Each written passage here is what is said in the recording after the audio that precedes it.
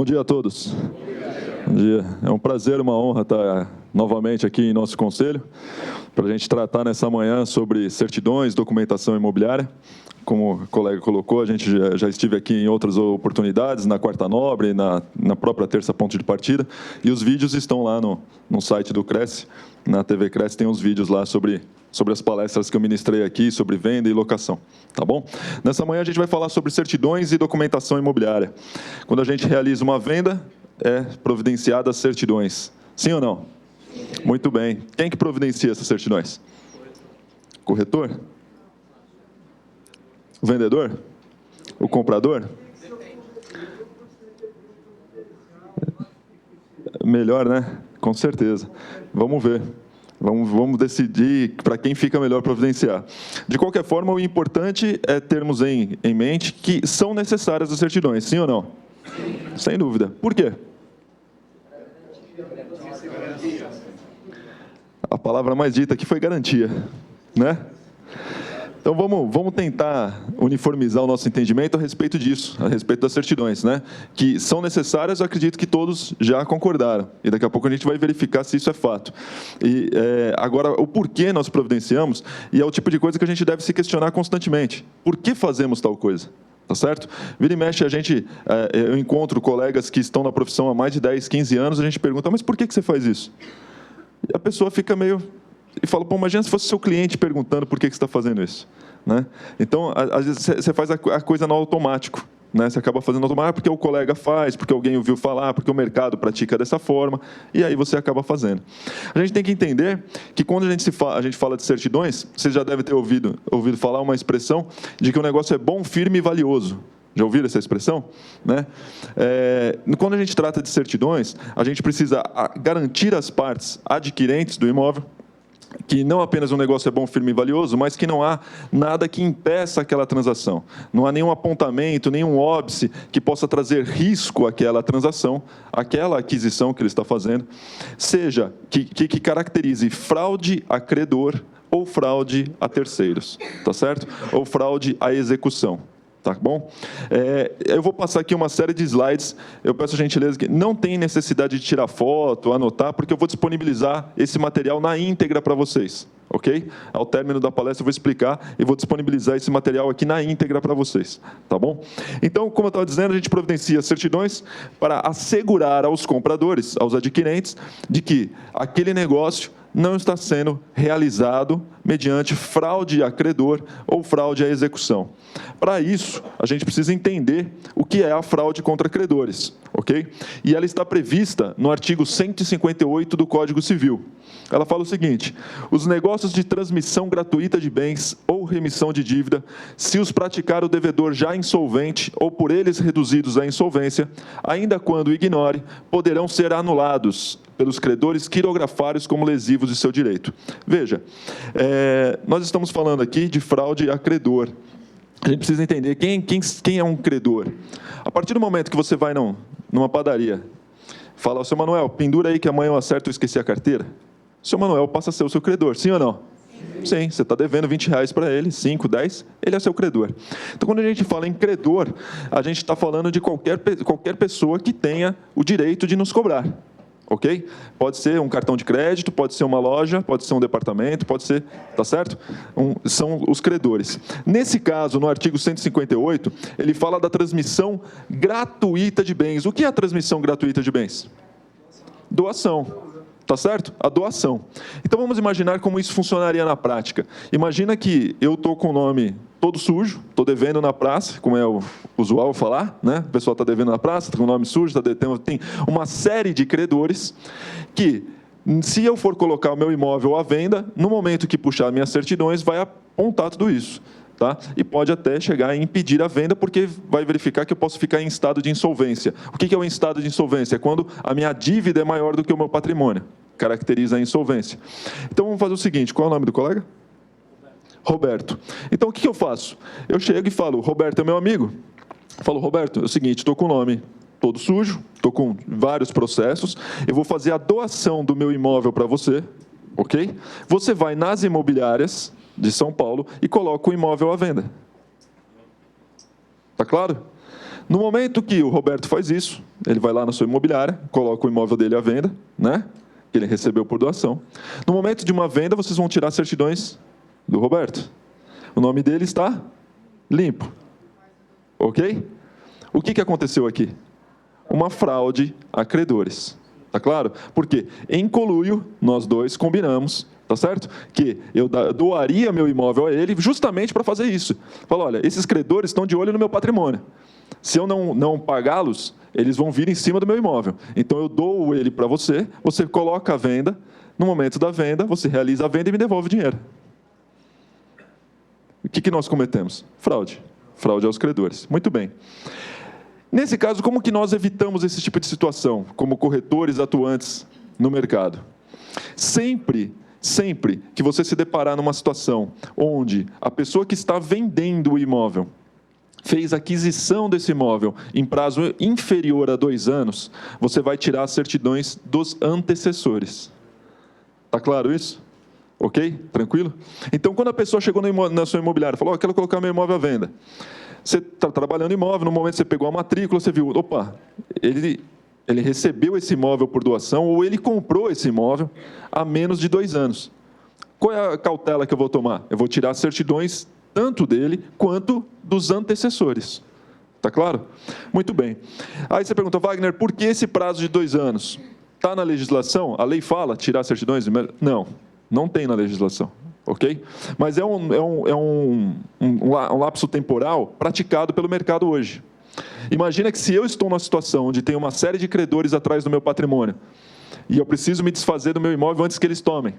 Eu não vou passar para o Roberto e falar, Roberto, deixa eu doar para você, daqui 5, 10 anos você vai lá e vende e me devolve dinheiro. Está claro? É uma agilidade. Fala, vou passar para você, você vai na imobiliária e põe à venda. Está certo? Então, por isso que existe uma prática de mercado de se tirar até os antecessores, quando a aquisição se deu em prazo inferior a 2 anos.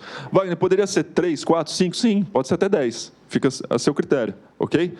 Mas a gente tem por prática, viu que a aquisição se deu em prazo inferior a 2 anos, vai tirar do antecessor também. Está claro? Vamos ver o 159. Serão igualmente anuláveis os contratos onerosos do devedor insolvente, quando a insolvência for notória ou houver motivo para ser conhecida do outro contratante. Veja, os contratos onerosos. Qual é o contrato oneroso? O de compra e venda. Está claro? Então, no artigo 158, nós estamos falando da transmissão gratuita, ou seja, a doação. Tá certo? Estou doando. No 159, a gente fala os contratos onerosos, o contrato de compra e venda. Então, eu chego para o Roberto e falo, Roberto, vai dar muito na cara se eu te doar o imóvel e você colocar à venda, né? Você receber esse imóvel por doação. Inclusive, temos que pagar o ITCMD, que o tributo é maior do que o ITBI. Então, vamos fazer uma compra e venda. Vamos simular uma compra e venda. Tá certo? Então, eu faço uma compra e venda. E ele recebe por compra, como se ele tivesse comprado o imóvel e coloca à venda. Está claro isso? Então, tanto na doação quanto a compra e venda, os negócios poderão ser anulados. E quem será o prejudicado? O comprador. Está claro isso? Aí uma outra questão. O corretor de imóveis responderá perante os prejuízos que o comprador tomar nessa transação? Sim ou não?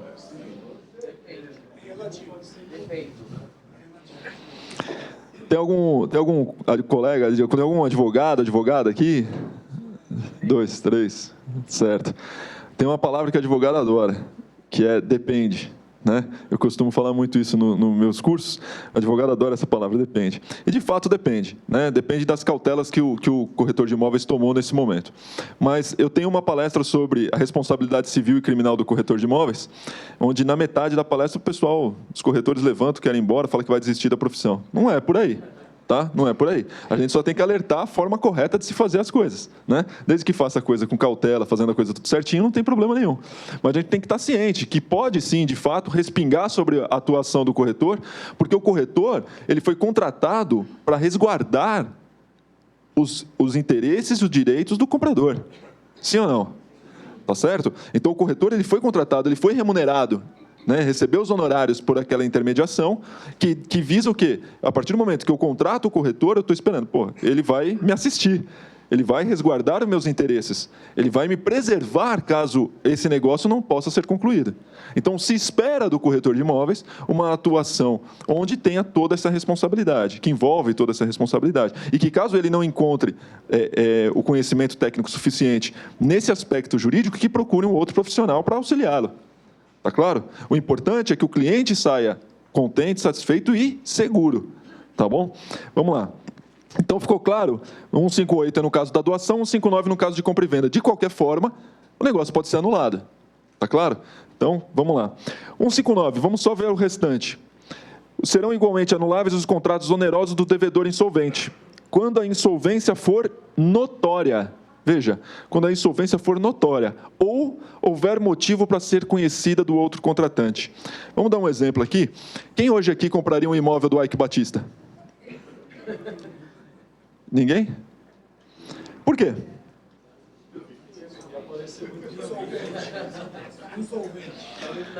Porque a insolvência dele é notória, ok? O que é a insolvência notória? É quando é de conhecimento de todos. Já chegou ao conhecimento de todos que o estado dele está de insolvência, ou seja, o patrimônio é inferior às dívidas, tá certo? Está no estado de insolvência. Então, quando eu pergunto quem compraria, você não compraria. Muito bem. Só que será que é só o Ike Batista que entra na imobiliária de vocês para vender o imóvel? Ele não entra, né? E quando for o José da Silva, que ele chega lá na sua imobiliária e fala assim, olha, quero vender meu imóvel. Hã?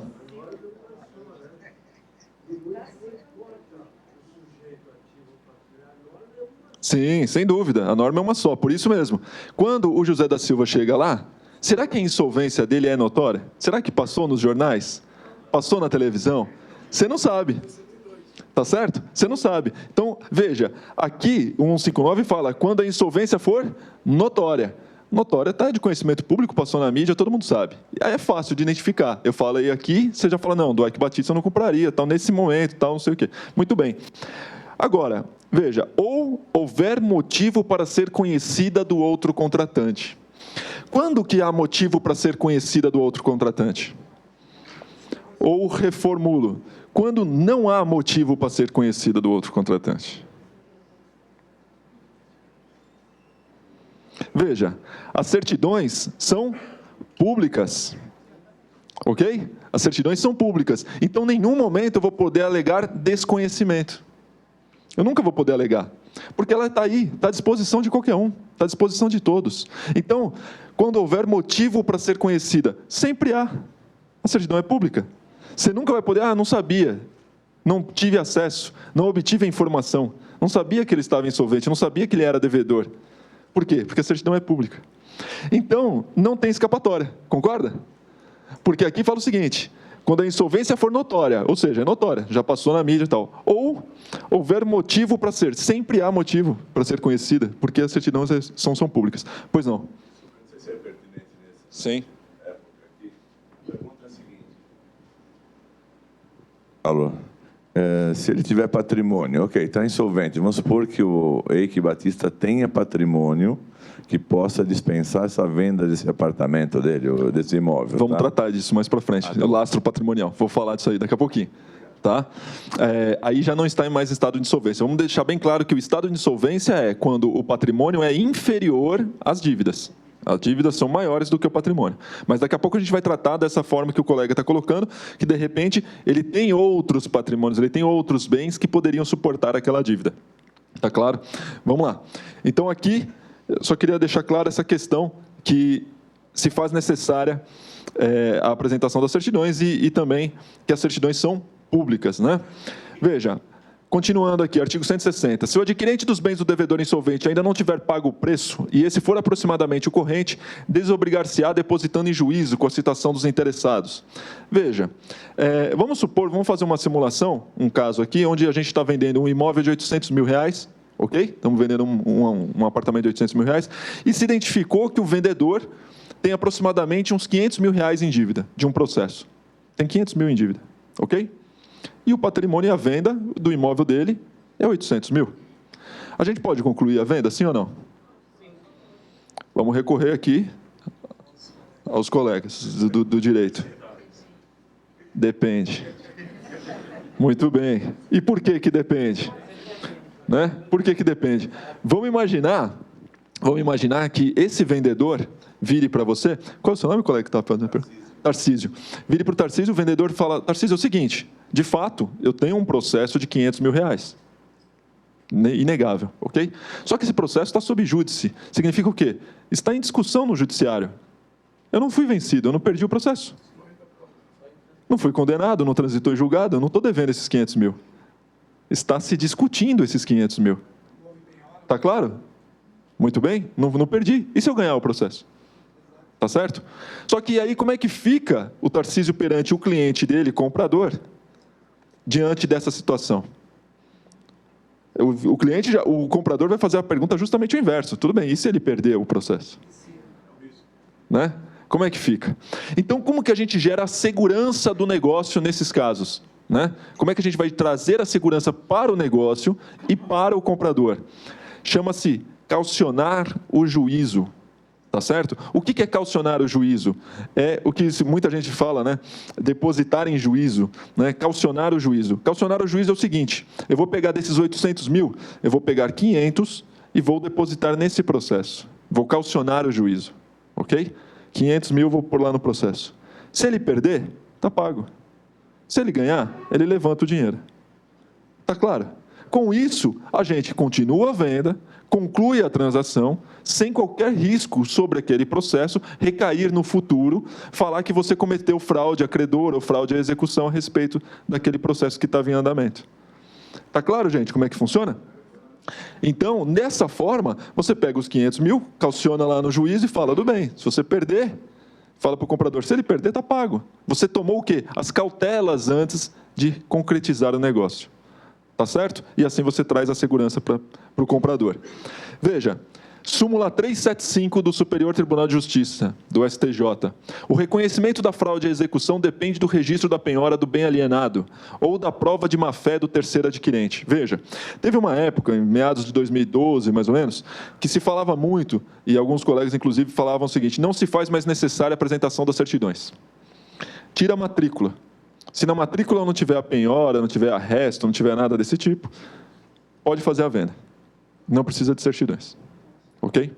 E isso foi amplamente divulgado, etc. e tal, e tem gente que defende isso até hoje. Eu sou veementemente contrário a essa questão, e eu acredito que o STJ também. Tanto é que lançou uma súmula, número 375, por conta dessa divulgação e dessas contestações. Veja, o reconhecimento da fraude à execução depende do registro da penhora do bem alienado. Se acabasse aqui, essa súmula, se acabasse ali no alienado, concordo, depende do registro da penhora do bem alienado, ponto. Tira a matrícula, tem penhora? Não, então vende. Okay? Só que não acaba aqui. Ele fala justamente o seguinte, ou da prova de má-fé do terceiro adquirente. Quando a gente fala em má-fé, o que é a má-fé? A pessoa já saber daquela situação toda e tentar forçar a transação. A gente fala tanto da má-fé, vira e mexe a gente usa essa palavra no nosso cotidiano, ele estava de má-fé, ele agiu de má-fé, né? Ela estava de má-fé. O que é a má-fé? Ou vamos inverter, o que é a boa-fé? Basta eu chegar aqui, sorridente, entrar no seu escritório e falar, vim vender meu imóvel, tudo bem, bom dia, tal, não sei o quê, estou de boa-fé. Né? Tá aqui, ó, matrícula, IPTU, estou de boa-fé. Sou bonzinho. Boa-fé é um sentimento? A má-fé é um sentimento? O que caracteriza a boa-fé ou a má-fé?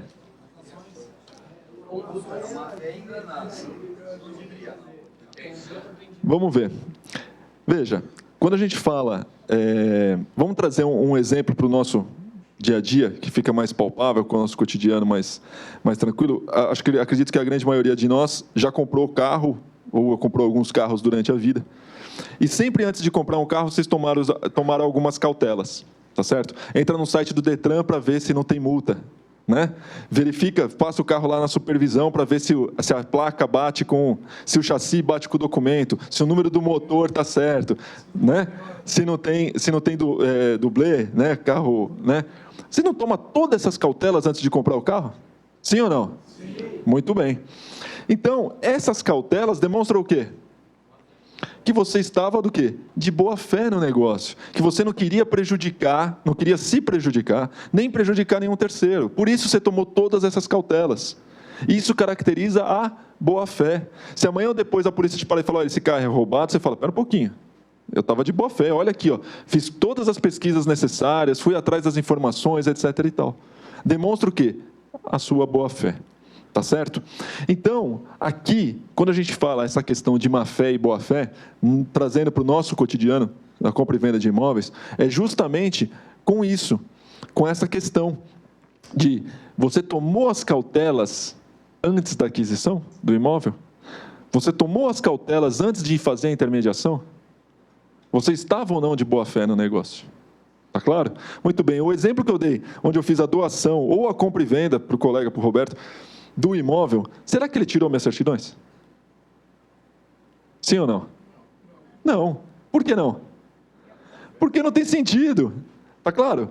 Eu já estou falando, Roberto, eu estou com o meu nome todo sujo, quero passar para você colocar ele à venda. Para quem vai tirar minhas certidões? Está certo? Muito bem. Então, vamos lá.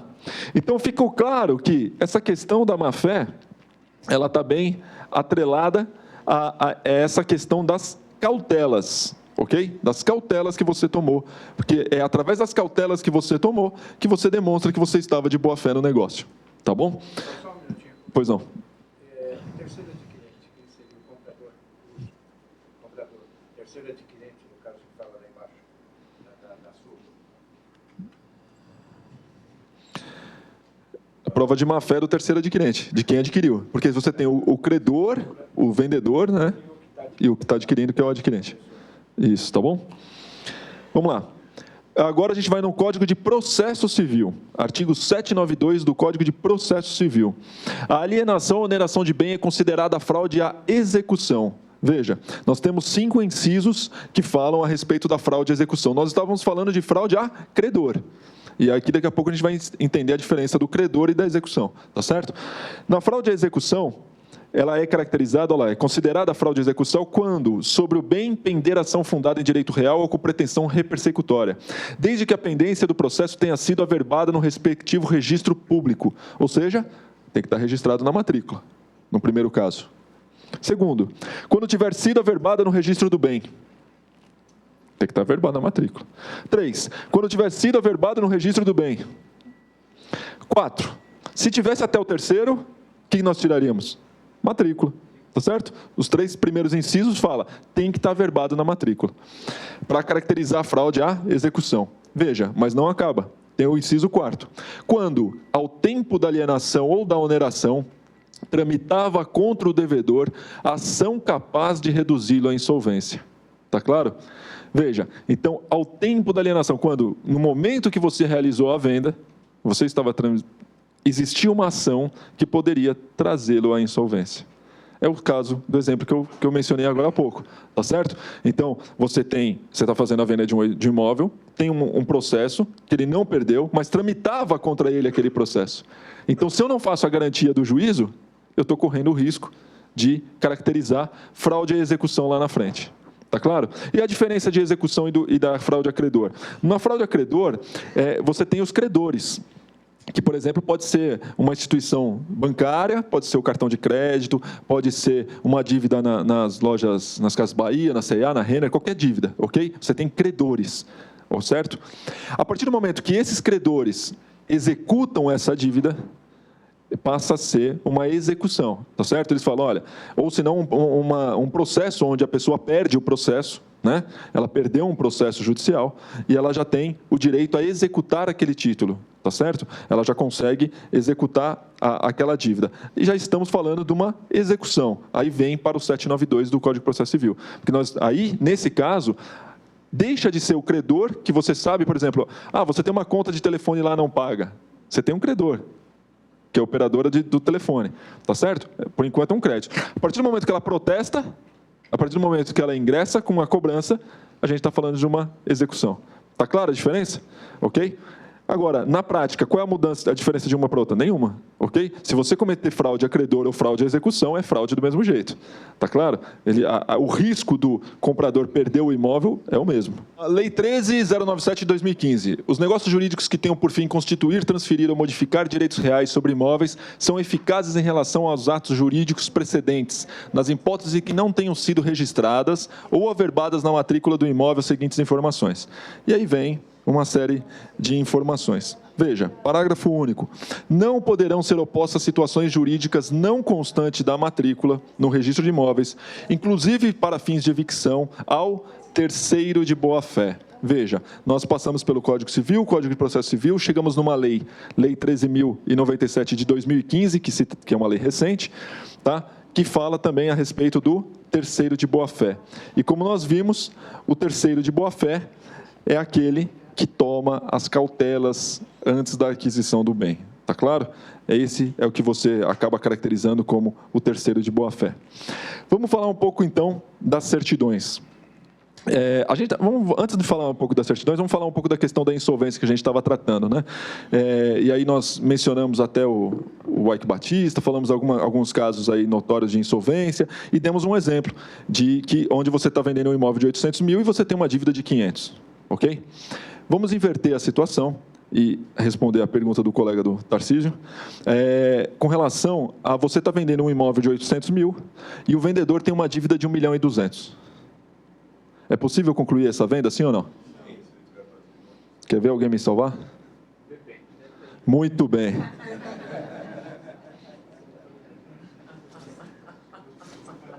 Por que depende? Eu estou vendendo imóvel de 800 mil. O vendedor tem uma dívida de 1.200.000. É possível fazer a venda, sim ou não? Depende. Por quê? Se eu falar que o vendedor é o Silvio Santos, será que uma dívida de 1.200.000 vai trazer o Silvio Santos para a insolvência? Não, porque ele é Silvio Santos. Ok? Tá claro? É a mesma forma que eu fiz o link do Eike Batista, que são pessoas conhecidas para trazer uma situação onde a gente saiba da situação. Então, o patrimônio do Silvio Santos, o lastro patrimonial, é muitas vezes superiores a essa dívida de 1.200.000. Tá claro? Então, nunca vai trazer ele à insolvência. Né? Ele tem uma dívida de 1.200.000, legal, ele tem 12 milhões de patrimônio. Ok? É a mesma situação que eu falei agora há pouco. Você está vendendo um imóvel de 500 mil e tem uma dívida de telefone de 100 reais. É a mesma coisa.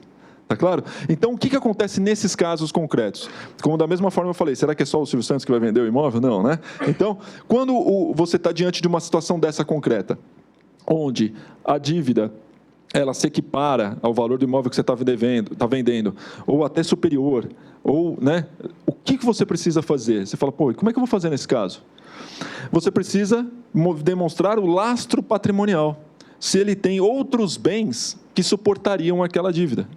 Está claro? Então, a cautela nesse momento, qual é? É de pegar a matrícula de outros imóveis que são superiores a essa dívida. Então, eu estou vendendo um imóvel de 800, ok? E ele tem uma dívida de 1.200.000. Só que ele apresenta mais 3 imóveis que cada um vale 2 milhões. Ele tem 6 milhões em patrimônio. E ele tem uma dívida de 1.200.000. Então, se eu vender aquele imóvel de 800, eu não vou trazê-lo à insolvência. Está claro isso, gente? Ok? Eu não estou cometendo fraude a credor nem fraude à execução. Por quê? Porque se esse credor de 1.200.000 quiser executar essa pessoa, ele tem 6 milhões ali para executar, não necessariamente esse imóvel que eu estou vendendo. Então, nesse momento da venda, nesse momento da transação, eu faço o quê? Eu pego a matrícula atualizada dos outros imóveis. E demonstro que no momento que eu comprei, embora tramitava ele uma ação, ela não seria capaz de reduzi-lo à insolvência. Por quê? Porque ele tinha lastro patrimonial. Guardo, além das certidões, eu guardo essas matrículas. Se depois, na hora que ele for vender os imóveis, se for posterior à minha compra, não tem problema. Mas no momento que eu comprei, ele tinha como responder por aquela dívida de 1.200.000. Está claro, gente? Tranquilo? Muito bem. Veja, eu acredito que todos vocês já atuam no mercado, já trabalham com compra e venda e já têm o contrato de vocês, padrão de compra e venda, tá certo? Aqui eu trago uma sugestão de cláusula contratual com relação à questão das certidões, ok? E mais para frente vocês vão ver que essa cláusula ela tem o parágrafo 1º, 2º, 3º e assim vai desenrolando. Aqui eu falo o seguinte: os vendedores, às suas expensas, se comprometem e se obrigam a apresentarem até 30 dias as certidões abaixo relacionadas. Veja, de quem eu estou colocando a obrigação de apresentar? Dos vendedores. Mais para frente a gente vai verificar como que a gente faz para que nós trazemos essa responsabilidade para nós, para tirar essas certidões. E vamos ver também que essas certidões, 90% delas são gratuitas, emitidas pela internet, e que a gente pode muito bem providenciá-las e deve antes da assinatura do contrato, ok? Mas vamos ver aqui. A princípio seria assim a cláusula, tá? Os vendedores às suas expensas. O que significa suas expensas? Por conta dele, ok? Custo dele. Muito bem. Veja, primeira certidão do imóvel. Certidão de matrícula atualizada. Será que é importante? Sim ou não? Muito bem. Onde a gente providencia? Registro de imóveis, né? E no site? Está ali, ó. No site Registradores e no site da Arisp. Veja, não só essa certidão, mas todas as outras, eu vou colocar embaixo da certidão o link. Veja que tem um link. Por que isso? Lembra que eu falei que vou disponibilizar esse material para vocês? Então, vocês vão ter já o link direto para clicar e providenciar e baixar a certidão. Está claro? Muito bem. Certidão de dados cadastrais, expedido pela Prefeitura Municipal de São Paulo. No site da Prefeitura, é uma certidão gratuita, é aquela certidão de dados cadastrais que vem os dados do imóvel, metragem, aquela coisa toda que vocês conhecem. Certo? Sim ou não? Muito bem. Certidão negativa de taxas e tributos imobiliários. Veja, a gente está falando aqui de taxas e tributos, e principalmente o quê? IPTU. IPTU é um tributo propter rem. Quem já ouviu falar nessa expressão, propter rem? Alguém sabe o que é? Pois não? Exatamente, o que acompanha a coisa, acompanha o imóvel, né? Por exemplo, uma dívida, às vezes, da luz, você consegue religar a luz e deixar a dívida no CPF anterior. O IPTU, você não consegue falar, não, esse IPTU é daquela pessoa, vai cobrar dele. Não, ele acompanha o imóvel, ok? Importantíssimo verificar se não há débitos de IPTU. E essa certidão também é gratuita e também é expedida pelo site da Prefeitura de São Paulo. Veja, D. Declaração de quitação de despesas condominiais com firma reconhecida e cópia autenticada da ata que elegeu o síndico. Quando a gente está vendendo um apartamento, a gente precisa saber se tem débitos condominiais, sim ou não? Muito bem. E aí a gente liga lá para a administradora e fala, a unidade 23 tem débito de condomínio? E aí a administradora te fala, tem, não tem. Pode até te mandar um e-mail falando que não tem, que está livre, né? Ou pode até te mandar uma declaração assinada pela administradora de que não há débitos, ok? A pergunta é, essa declaração feita pela administradora ou até o e-mail enviado pela administradora, ele teria uma validade jurídica a respeito da veracidade da informação? Sim ou não? Muito bem, depende. E por que depende? Veja, de fato, a administradora não tem por que falar que não tem ou que tem, se de fato tem ou não tem o débito, tá claro? Ela não tem a necessidade de omitir essa informação, ela vai te falar, de fato, se há ou não há o débito. Agora, o que a gente precisa entender é o seguinte, a pessoa responsável pelo condomínio, juridicamente, quem é responsável pelo condomínio é o síndico. Ok? É o síndico. Então, para um efeito pleno jurídico, com um efeito de certidão negativa, essa certidão deve ser assinada pelo representante do condomínio, que é o síndico. Está claro? Então, a forma correta de se pegar essa declaração é uma declaração assinada pelo síndico, com firma reconhecida do síndico, com a cópia autenticada da ata que elegeu ele como síndico. Está claro? Porque senão, como é que eu falo? Quem me garante que aquela pessoa que assinou é o síndico? Tá certo? Está escrito lá, José da Silva, síndico. Legal. Quem me garante? Preciso da cópia da ata que elegeu ele como síndico. Muito bem.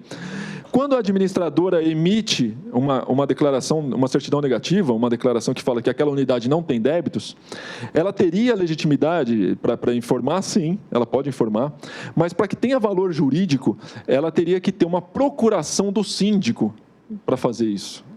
Para que aquela certidão tenha um valor jurídico, o síndico teria que ter otorgado uma procuração para a administradora para representar o condomínio. O que 90% dos empreendimentos não acontecem.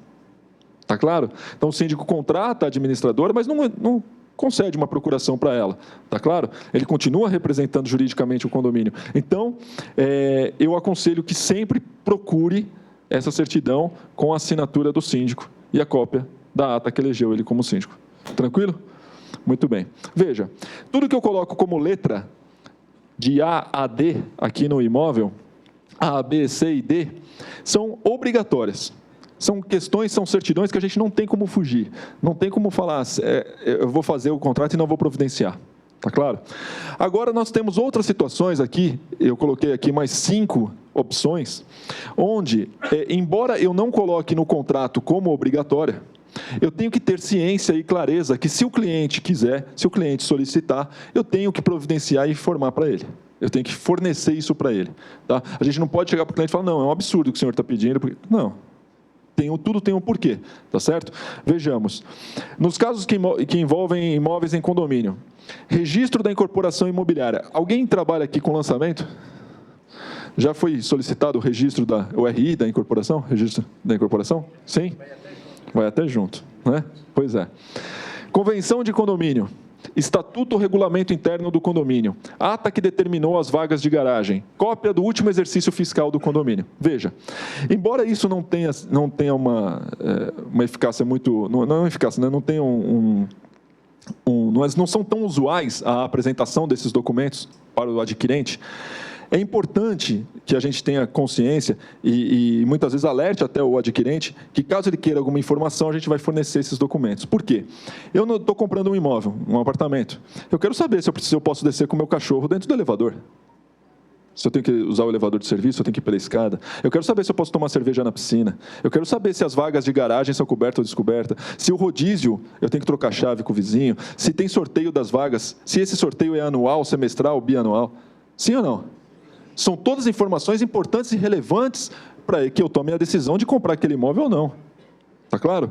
Outra questão, se o condomínio dispensou funcionários, esses funcionários estão movendo ação trabalhista contra o condomínio, e o condomínio vai aumentar amanhã?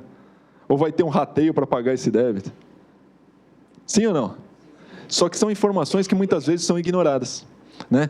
Muitas vezes a gente se preocupa com as certidões, a questão jurídica que envolve a compra e venda do imóvel, e deixa de lado essas questões que também são pertinentes para o adquirente. Tá certo? Então, o que eu estou querendo dizer é o seguinte, embora eu não coloque aqui como essencial, saibam que são de extrema importância essas informações e certidões, e caso o adquirente solicite, deve ser fornecido. Está claro? Quem achar por bem incorporar no contrato, estão aqui as mais usuais. Tá bom? Vamos lá. Imóvel rural. Alguém trabalha com imóvel rural aqui, não? Só vocês dois? Vamos lá. Só vou falar rapidamente do imóvel rural, porque eu sei que não é o objeto, né, o principal foco aqui de todos, mas no imóvel rural, além daquelas certidões, a gente tem que providenciar a certidão negativa de taxas e tributos imobiliários expedido pela Receita Federal, tá? Que é o ITR. E está ali o site da Receita, onde a certidão também é gratuita. E o certificado de cadastro de imóvel rural no INCRA, tá? Que também também é gratuito e está aqui. O que precisa verificar também é com relação à reserva legal. O que é reserva legal? Aqueles que, de repente, nunca trabalharam com imóvel rural e vai se aventurar. Cuidado, tá? Tem imóveis rurais que a gente precisa, tem uma questão de reserva legal. 20% do terreno tem que ser preservado. Então, a pessoa acha que está comprando, estou comprando 2 alqueires, tal, não sei o que. Não, meu amigo, 20% tem que preservar, mata nativa, reserva legal, nascente. Tá? Então, tem que tomar muito cuidado com essas questões. Vamos lá. Certidões pessoais. Vamos falar da certidão. A gente estava falando de certidões do imóvel. Né? Até agora, a gente está falando de certidões do imóvel. Vamos falar das certidões pessoais. Certidões pessoais. A primeira, certidão de ação trabalhista em tramitação. Certidão de ação trabalhista. Será que é importante? Sim ou não? Sim, unânime. Sim? Muito bem. Vocês acham que ela é mais importante do que a civil, por exemplo? Sim ou não?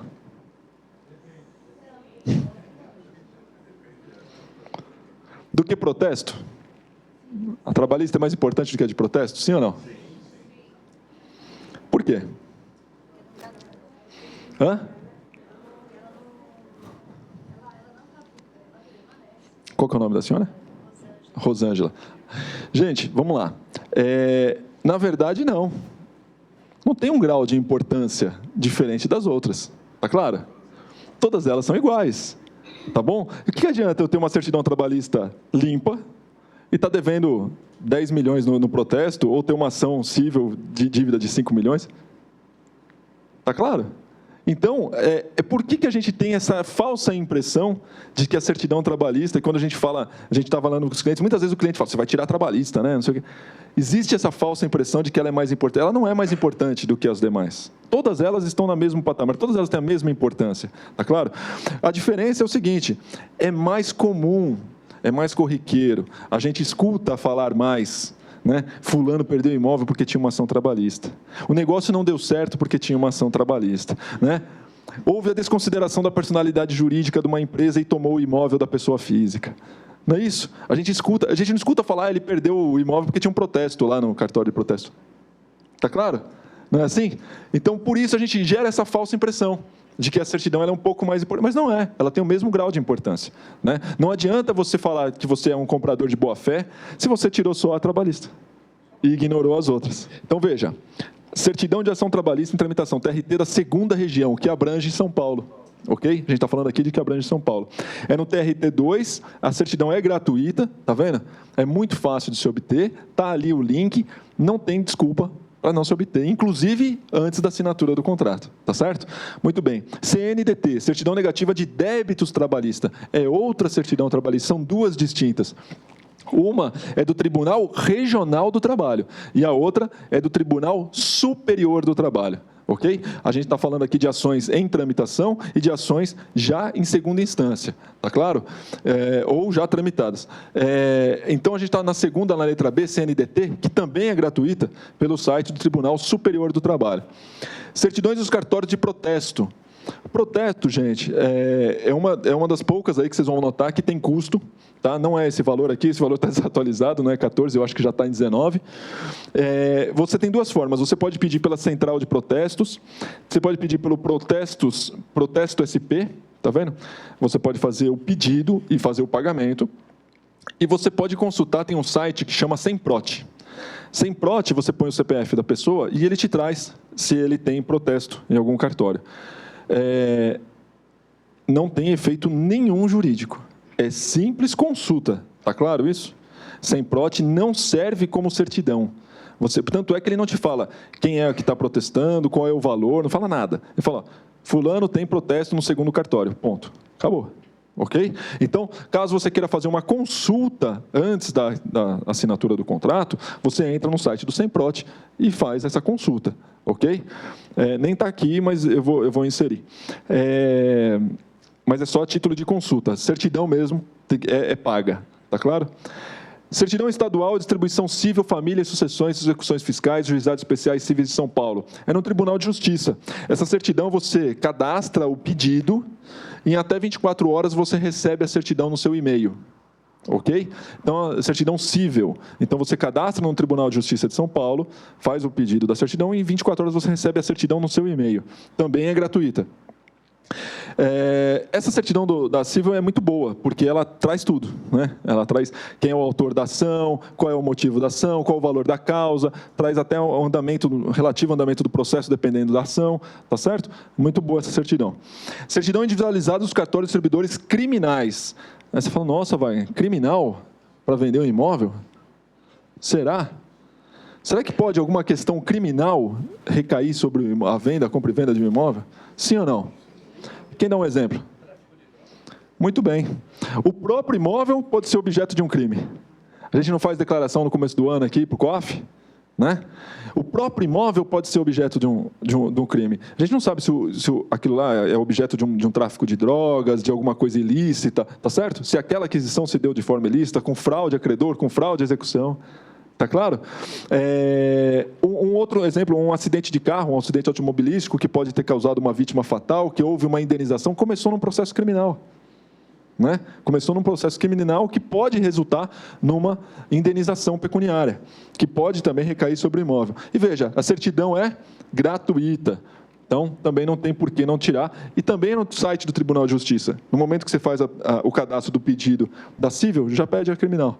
Tá? Qual a diferença? A diferença é que a criminal você vai ter que ter a filiação do vendedor. Nome do pai e da mãe. Tá claro? Muito bem.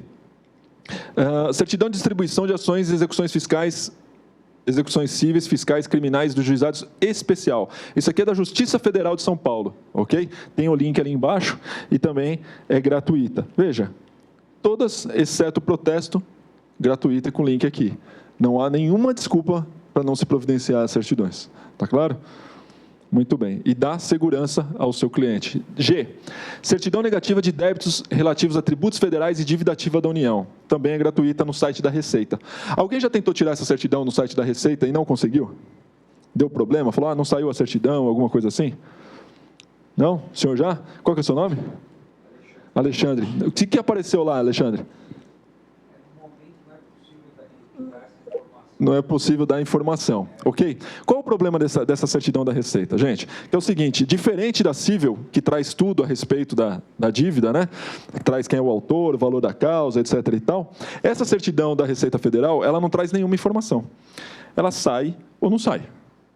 Não tem meio termo. Ok? Muitas vezes você deve se dirigir ao posto da Receita Federal para ver qual é o apontamento, o que está acontecendo. Uma pessoa que eu posso indicar para vocês que resolve muito essa situação com essa certidão, contador. Ok? Contador. Muitas vezes essa certidão está atrelada à declaração de imposto de renda. Então a pessoa não fez a declaração de imposto de renda, não pagou uma DARF, uma GARI que tinha que ter pago lá da declaração. Eu vou trazer um exemplo concreto que aconteceu comigo no passado a respeito dessa certidão.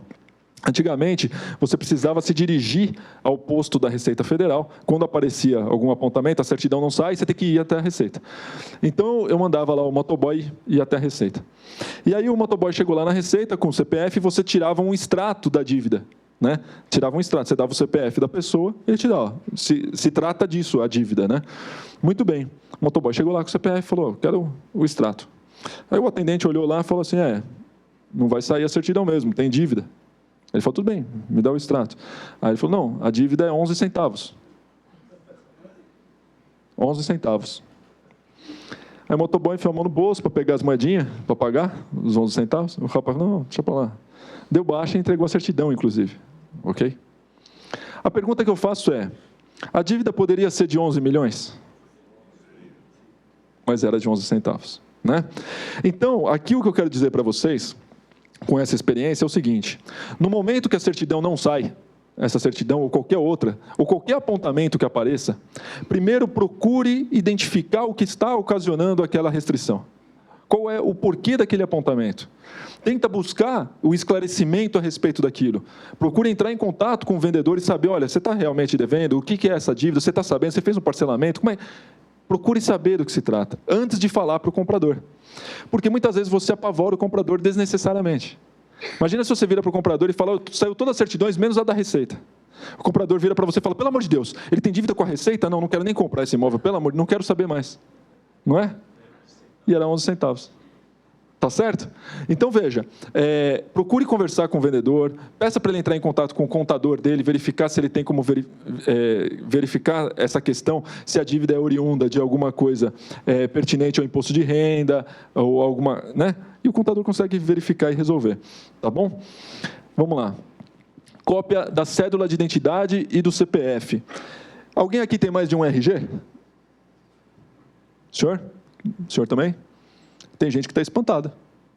Tá vendo? Tem duas pessoas aqui que tem mais de um RG. E tem gente que está espantada. Vocês sabiam que pode-se ter um RG por estado? Quem não sabia? A maioria. A maioria. Gente, saibam, RG é estadual. É estadual. Espera aí, vai. Significa que eu posso tirar um RG em São Paulo, outro na Bahia, outro em Santa Catarina? Sim, hein? RG é estadual. Tá claro? Então, saibam que é um documento de identificação estadual. Tá claro? Então, tem gente, você vai encontrar pessoas que têm mais que um RG. Tá bom? Cuidado com isso. CPF. Alguém aqui tem mais de um CPF? Graças a Deus, né? CPF é nacional. Né? Então, eu faço essa pergunta, eu fico com o coração acelerado, porque eu falo, vai que alguém fala que tem. Né? Então é o seguinte, o CPF ele é nacional. Então a pessoa não pode ter mais que um CPF, né? Sem dúvida. Caracteriza má fé, até estelionato, né? Dependendo. Então, gente, e por que a gente pede o RG e CPF da pessoa? Não só para identificá-lo corretamente, né? Mas também no momento de providenciar certidões, você precisa fornecer as informações, né? Muito bem. Veja, vamos fazer uma simulação aqui, fazer algumas simulações, algumas brincadeiras a respeito de uma num atendimento nosso do dia a dia. Vamos imaginar que você vai mostrar um imóvel, ok? E na hora que você entra, você vai lá na imobiliária e você consulta a ficha do imóvel e você vê o telefone lá do vendedor, 071, o proprietário, ok? 071 99, tá o celular dele. Você liga, tal, faz lá o interurbano, liga lá e fala com o proprietário. Estou querendo mostrar seu apartamento. Amanhã, estou com um cliente. Tal. Não, pode ir, tranquilo, a chave está lá na portaria, pode mostrar, não tem problema nenhum. Você vai, mostra o apartamento, o cliente gosta, se interessa, né? Volta para o escritório, formaliza a proposta no preço que ele está pedindo. Coisa normal, que acontece no nosso dia a dia. A gente vai, mostra um imóvel e pega a proposta no preço. Não é assim? Sim ou não? Aqui não? Né? Como acontece no nosso dia a dia. E aí ele pega a proposta lá no preço, você liga novamente para o proprietário. Ô, seu Pedro, consegui uma proposta aqui no seu imóvel, no valor que o senhor estava pedindo, tal, não sei o quê. Muito bem. Ele vira para você e fala o seguinte, olha, eu tô aqui em Salvador, você deve ter percebido, você ligou 071, eu estou aqui em Salvador, e eu vou fazer o seguinte, você faz o contrato, colhe a assinatura do comprador, me manda por Sedex que eu assino, reconheço o firme e te mando de volta. Ok? Só que no momento da escritura, eu vou aí pessoalmente lavrar a escritura. Eu pego o avião e vou aí e faço a escritura, assino a escritura aí. Tá bom? Vou te mandar a matrícula. Então, mandou a matrícula. Então. No momento que você está fazendo a qualificação do seu Pedro, você pega e fala o seguinte, preciso colocar aqui, brasileiro, empresário, casado, né? RG e tal, CPF, residente domiciliado. Que endereço você vai colocar? Daqui ou de Salvador? De Salvador, muito bem. Aí você vai ligar para ele. Seu Pedro, preciso do seu endereço aí de Salvador para a gente colocar aqui na... Não, faz o seguinte, embaixo da porta lá, do apartamento não está vazio? Tem um monte de conta. Pode pegar o que você quiser ali. Tem meu comprovante de endereço, está no meu nome. Usa o endereço daí do imóvel. Podemos usar o endereço do imóvel para qualificar na compra e venda, sim ou não?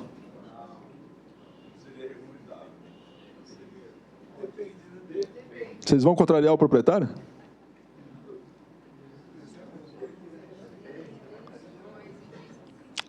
Podemos sim ou não?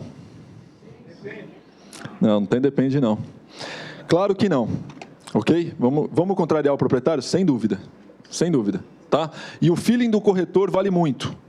Guarde isso, o feeling do corretor vale muito, daqui a pouco eu vou citar outros exemplos. Tá? Veja, a vida social dele, se ele está morando lá na Bahia, a vida social dele é lá. Se ele está devendo, se ele tem processo, se ele tem protesto, tá? Onde está? Lá. Que adianta eu tirar da segunda região a trabalhista, se lá é outra, é a 13ª, por exemplo, eu nem sei na Bahia, mas, entendeu? Que adianta eu tirar certidões daqui? Que adianta eu tirar protesto daqui se ele tem um protesto lá? Está claro? Então, eu preciso insistir com o vendedor. Falar, o senhor vai me desculpar, eu estive no imóvel com os compradores. Né? Eles verificaram que o imóvel está vago, o imóvel está vazio. Né? Eu não tenho como colocar que o senhor reside lá. Está certo? Então, até para uma questão de segurança, eu preciso colocar o seu endereço daí, da Bahia. Ah, mas aí eu vou ter que tirar certidões aqui. Vai ter que tirar certidões aí. Nos dois lugares. Tá? Vai tirar a certidão aonde? Aonde ele reside e aonde está localizado o imóvel. Está claro isso, gente? Tranquilo? Muito bem. Certidão de casamento ou nascimento atualizada. Veja, certidão de casamento é importante ou de nascimento atualizada? Sim ou não? Por quê? E veja, muitas vezes o proprietário até questiona, né? Mas por que atualizada? Eu casei em 78, você está me pedindo atualizada? Quem me garante que você está casado até hoje? Né? Não é verdade? Então, preciso que esteja atualizada, sem dúvida, 30 dias. Muito bem. Vamos fazer um outro exemplo aqui, uma outra situação que é corriqueira do nosso dia a dia. Você vai mostrar um imóvel, uma casa, tá certo? Amanhã, 14 horas, você tem um casal de clientes que está interessado numa casa. Muito bem. Você liga para o proprietário de São Paulo. Liga para o proprietário, 011, lá fala com o proprietário, olha, seu Pedro, eu quero mostrar seu imóvel amanhã, às 14 horas. Lá a sua casa amanhã, 14 horas, para um casal de clientes. Posso ir lá mostrar? Aí ele vira para você e fala assim, pode. Qual que é o nome do senhor? Marcelo. Marcelo, pode mostrar às 14 horas. A minha esposa vai ter pego meus filhos no colégio, 12:30. 14 horas ela vai estar lá, ela vai te atender. Tá bom? Tá bom. Tranquilo, muito bem. No dia seguinte, o Marcelo vai, se dirige até o imóvel, até a casa, vai lá, toca a campainha, vem uma senhora, abre a porta. Marcelo, legal, o meu marido comentou que você viria mostrar o imóvel. Tá certo? E as crianças lá, as 2 crianças correndo lá, muito bem. Certo. Aí o cliente vai, o casal vê a casa, gosta, né? Vai para o escritório, formaliza a proposta no preço, isso aí, normal, né? Vai, formaliza a proposta, à vista, não vai pensar em financiamento, né? À vista. Formaliza a proposta no preço à vista, o que você faz? Liga para o proprietário, feliz da vida. Ô, seu Pedro, tudo bom? Estive lá no seu imóvel, sua esposa me recepcionou e o cliente gostou, formalizou a proposta aqui à vista no preço. O senhor me manda a matrícula para eu preparar a minuta do contrato? Claro, boa, eu fico feliz, Marcelo, que bom que deu certo e tal. Estou te mandando. Quando chega a matrícula, você está lendo a matrícula, óbvio, você vai ver lá o seguinte: Pedro da Silva, brasileiro, empresário, portador da RG tal, CPF tal, solteiro, residente domiciliado em tal lugar. Oi? Solteiro. Aí você fala, tem que ligar de novo para ele. Ô, senhor Pedro, recebi a matrícula aqui e vi que na matrícula, quando o senhor adquiriu o imóvel em 2015, o seu estado civil, em 2010, o seu estado civil era de solteiro, né? A gente precisa fazer a verbação do casamento. Ele fala, não, Marcelo, meu estado civil é solteiro. Você quer minha certidão de nascimento? Te mando. Meu estado civil é solteiro. E aí? O que a gente faz?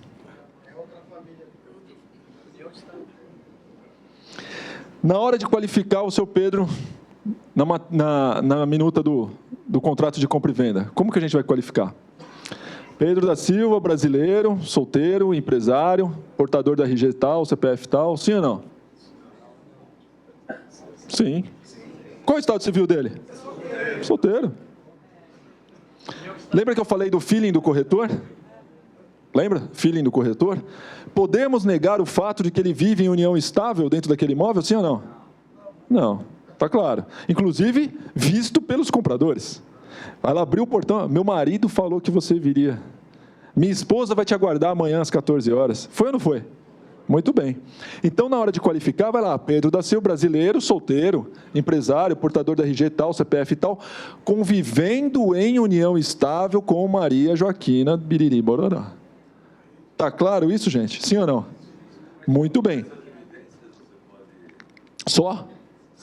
Eu digo o seguinte, a sua percepção. Sim, já vamos esclarecer conforme... Então, vamos lá. Então, assim, aí você liga para ele, tá certo? Ele fala, não, meu estado civil é solteiro. Tudo bem. Eu nem quero que ela não faz participação desse imóvel. Né? Embora eu viva com ela, tenho 2 filhos, ela não faz participação desse imóvel. A pergunta que eu faço é o seguinte: ele adquiriu em 2010 como solteiro, e o estado civil dele hoje é solteiro. Sabemos que ele convive em união estável e possui 2 filhos com a pessoa que mora com ele. Sim ou não? Muito bem. Então, lá no contrato, nós vamos colocar brasileiro, solteiro, empresário, RG tal, CPF tal, convivendo em união estável com... Tá certo? Fulana de tal. Muito bem. A fulana de tal, a Maria da Silva, ela assina o contrato, sim ou não? Sim. Como vendedora?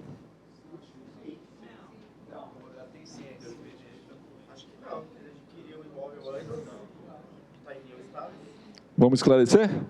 Primeiro, assina o contrato, sim ou não? Sim. Como vendedora? Não. Como o quê? Anuente. Anuente. Ela precisa dar o seu consentimento àquela venda. Tá certo? Essa anuência chama-se vênia conjugal, né? Que mais para frente a gente vai usar outros termos. Nesse momento, o que a gente precisa ter com clareza é que ela precisa assinar o contrato. Ok? Você pode estar cometendo uma injustiça, uma fraude contra os direitos dela como companheira dessa pessoa que está vendendo o imóvel. Tá? Você pode estar, inclusive, prejudicando as crianças herdeiras, né, dessa questão. Então, nosso feeling tem que contar. Embora o vendedor pode ser reticente no sentido de falar assim, não, eu não quero que ela assine, não quero que ela participe, ela não tem nada a ver com esse imóvel, etc. Então, e meu estado civil é solteiro, é inegável o fato de que ele convive maritalmente com aquela pessoa, que ele possui 2 filhos com aquela pessoa. Fato esse observado pelos clientes compradores. Ok? Tá claro? E outra, você vai virar para ele, olha, ela só vai assinar como anuente. Ela não tem, de fato, participação. Ela não é vendedora. Né? Na qualificação, vai vendedor, no singular. A outra pergunta, precisamos tirar certidões dela, sim ou não?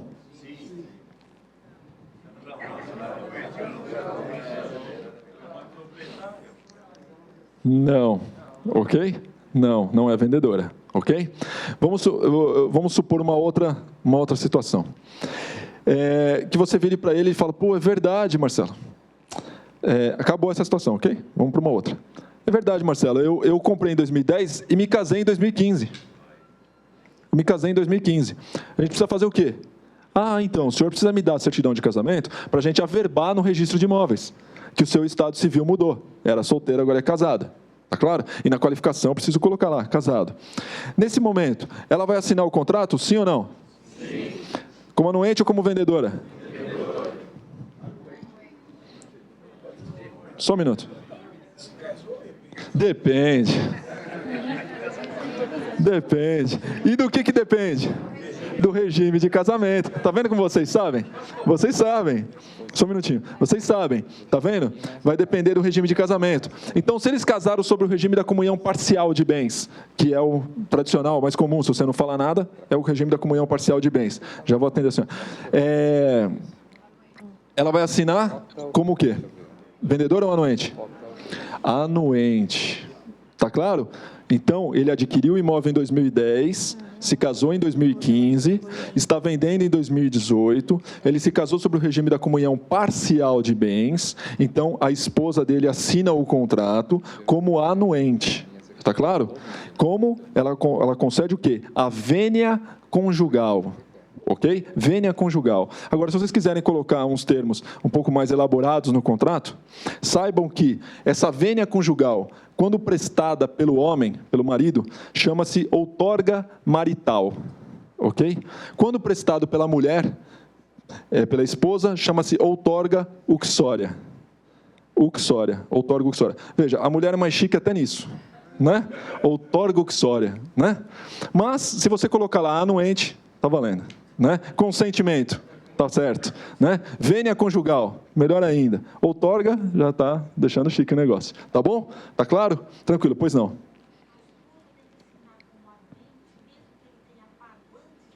Sim. Sim. A pergunta da colega é assim, a esposa precisa assinar mesmo que ele tenha adquirido antes? Sim, é exatamente o exemplo que eu estou dando, ok? Precisa assinar, sempre como anuente, nesse caso. Tá?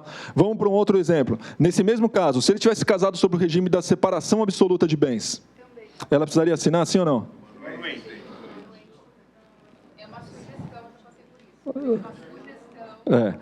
É o seguinte, embora juridicamente não há necessidade dela assinar, ok? Muitos doutrinadores aconselham a pegar a anuência dela, ok? Aconselham pegar, tá certo? Embora juridicamente não haveria necessidade. Comunhão universal de bens, precisa sim ou não? Sim. É vendedora ou anuente? Vendedora. Tá claro? Exatamente. Entenderam a diferença? Agora, viu como depende? Depende do regime de comunhão? Depende. E se for sobre o regime da participação final nos aquestos? Hã? Que é isso, Wagner? Não, aí parou. O que você está falando aí? É isso mesmo.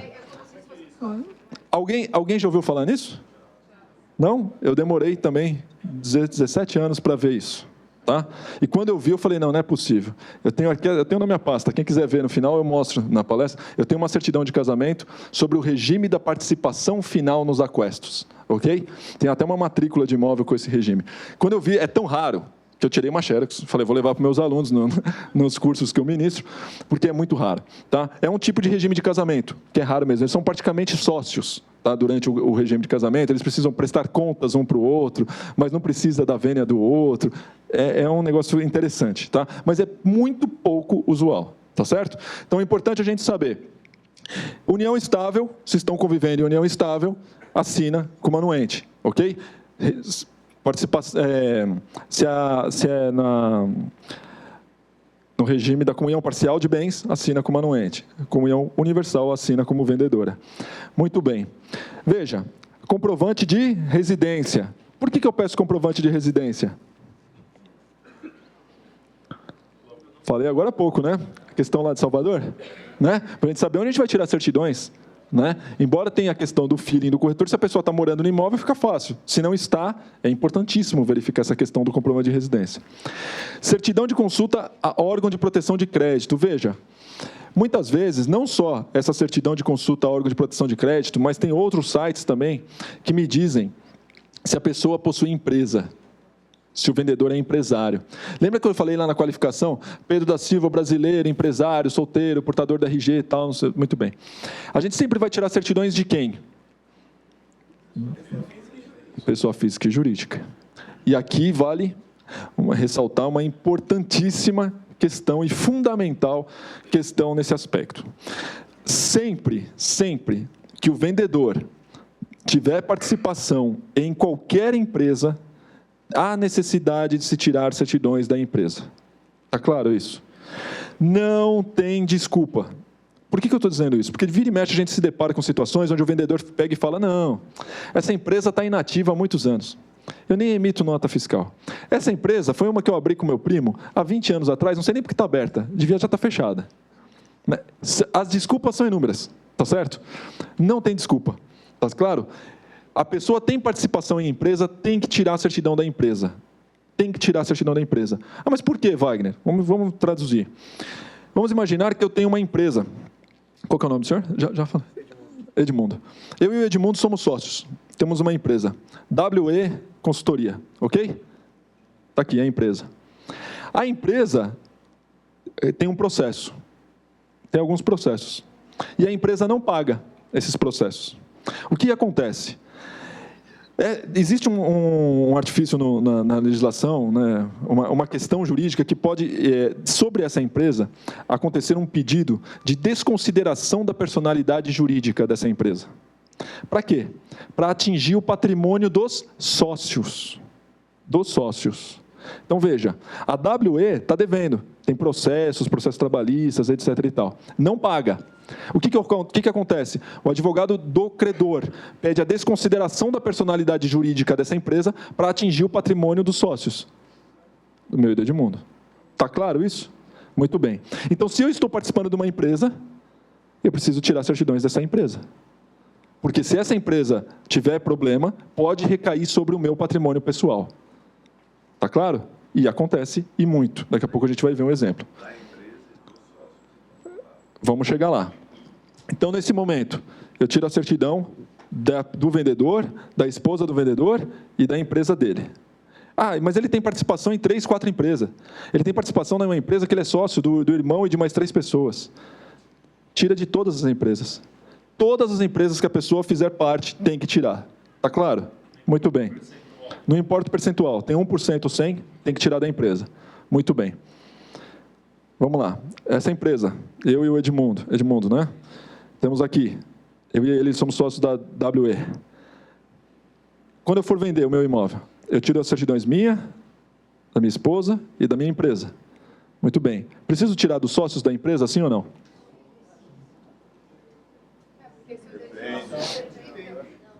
Não tem depende, não. Preciso tirar dos sócios da empresa, sim ou não? Sim. Não. Não. Por que não? Por que não? Vamos entender. Temos a WE.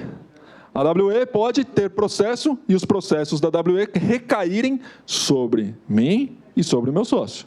Processos da empresa podem recair sobre os dois. Muito bem. Agora, eu estou vendendo meu apartamento. Tá certo? E isso aqui pode recair sobre o meu apartamento. Muito bem. Eu estou vendendo meu apartamento. O que as dívidas pessoais do meu sócio tem a ver com isso? O que as dívidas pessoais dele vai recair sobre o meu patrimônio? Nada. Nada. Não tem nada a ver. Não tem como recair. Tá claro? Eu sou sócio aqui do... Qual é o seu nome? Nilson. Sou sócio do Nilson. Eu e o Wilson somos sócios. Ele vai vender o imóvel dele. Ele fala, Wagner, tem que tirar suas certidões porque você é meu sócio. Não. Se eu tiver cheio de dívida, vai recair sobre o imóvel dele? Não. Claro que não. Tá claro isso, gente? Tranquilo? Então, não tem nem desculpa de falar assim, eu não quero que meu sócio saiba. Eu estou em sociedade, eu não quero que ele saiba que eu estou vendendo. Mas por que ele saberia que você está vendendo? Você precisa dele para alguma coisa? Precisa da assinatura dele? Não, não precisa de nada. Ainda que você tivesse que tirar certidões dele, você nem assim precisaria dele. Está claro isso? Tranquilo, gente? Muito bem. Muito bem. 3 últimas de contas de água, luz e gás pagas. Pessoa jurídica. Veja, eu estava dando um exemplo onde nós temos uma pessoa física vendendo um imóvel e essa pessoa física, ela participa de uma empresa. Ela é sócia de uma empresa. Isso é uma situação. A outra situação é, a empresa está vendendo o imóvel da empresa. Pessoa jurídica fazendo a venda. Além de todas aquelas certidões, aí sim, de todos os sócios, certidões de todos os sócios da empresa. A gente precisa do cartão do CNPJ, que sai no site da Receita e é gratuito, e as certidões negativas do INSS, tá bom? Também sai no site da Receita e é gratuito. Precisa do que também? Contrato social e alterações, tá certo? Registrado na junta comercial ou no cartório de títulos e documentos. E se for uma SA, tá certo? A ata de assembleia que elegeu a atual diretoria, para verificar o quê? Quem pode assinar pela empresa, por exemplo. Tá certo? Muito bem. Demais certidões e taxas. Veja, todas aquelas que eu coloquei,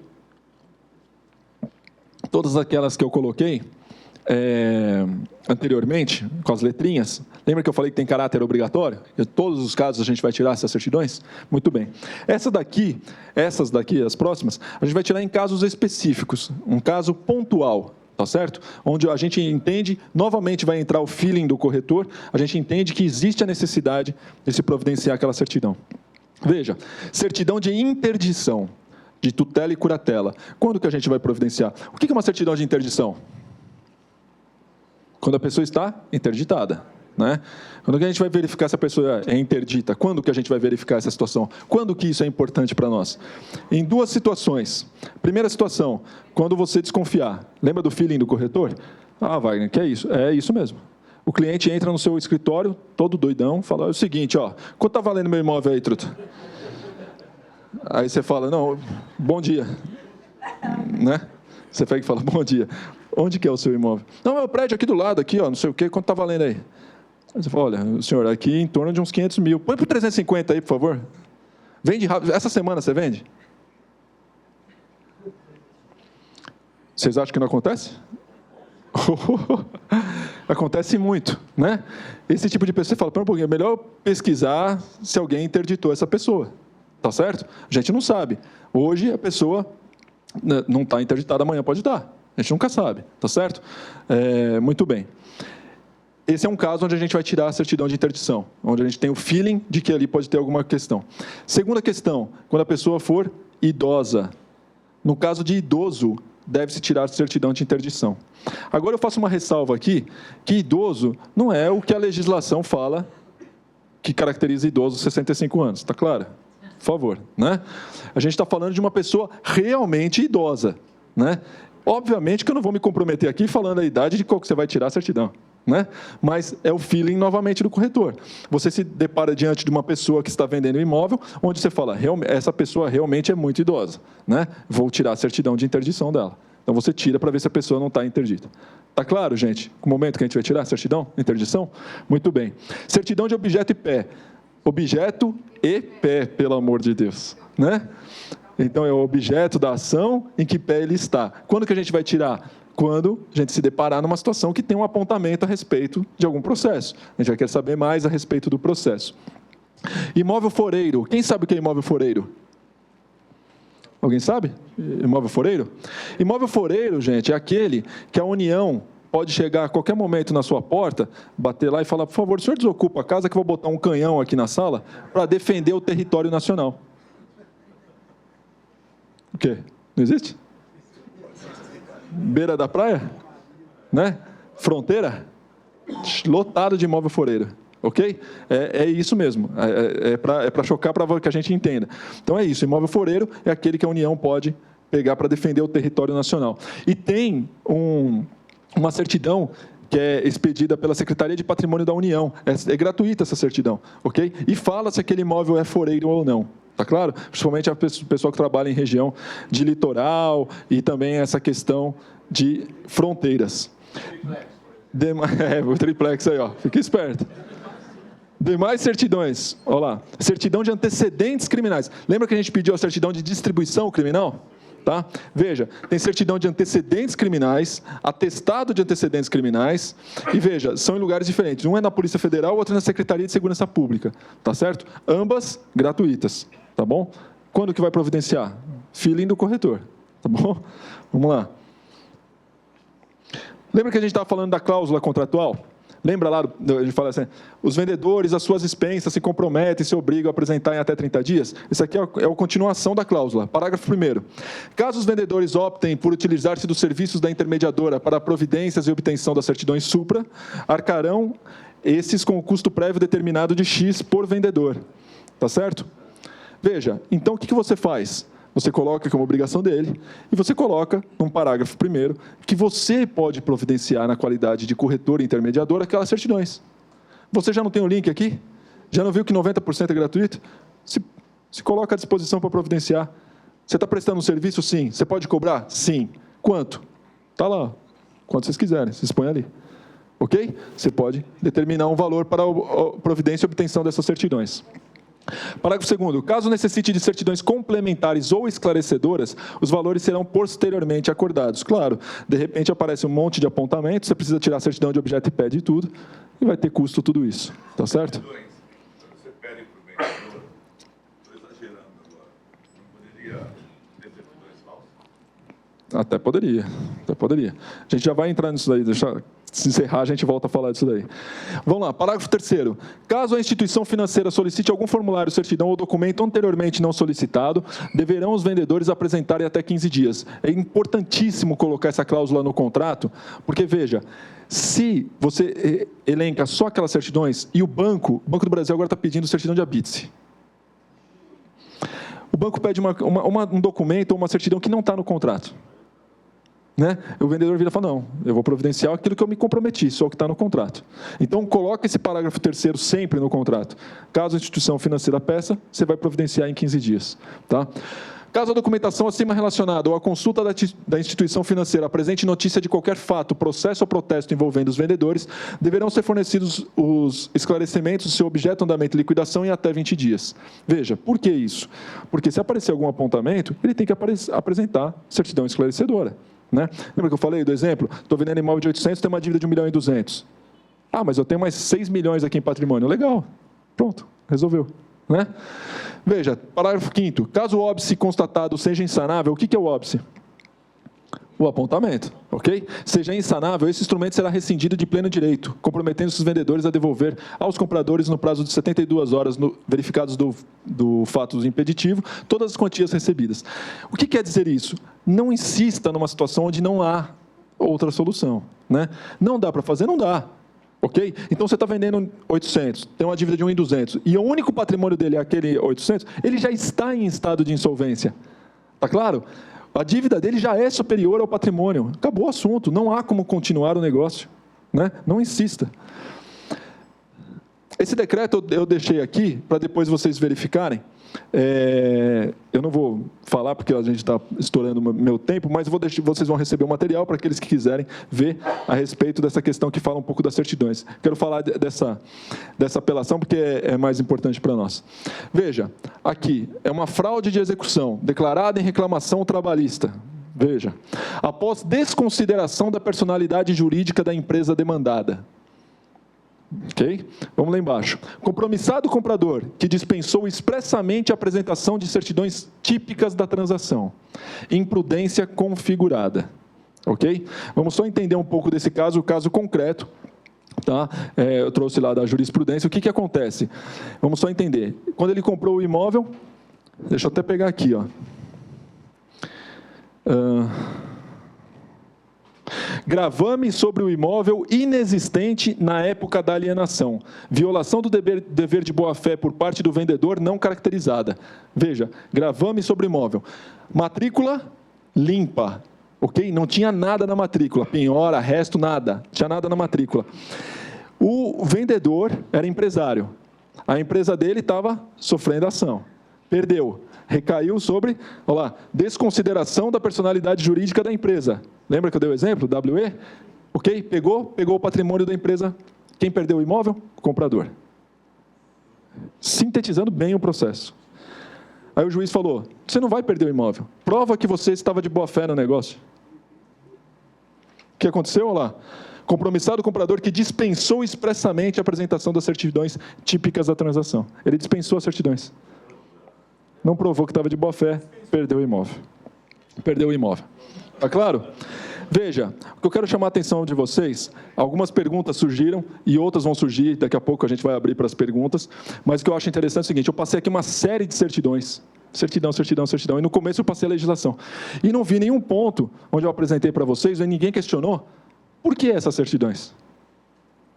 Por que essas e não outras? Quando o cliente questionar, por que essas certidões? Vocês vão falar o quê? Porque o Wagner falou, então... Liga lá, se vira. Né? Veja, nem o juiz não tem legislação que fale. Primeiro, não tem na lei que fale, você tem que tirar essa. Não tem. Primeiro caso. Segundo, nem o juiz falou aqui na decisão quais seriam as certidões. Veja, certidões típicas da transação. Né? É imprudência porque não providenciou as certidões típicas da transação.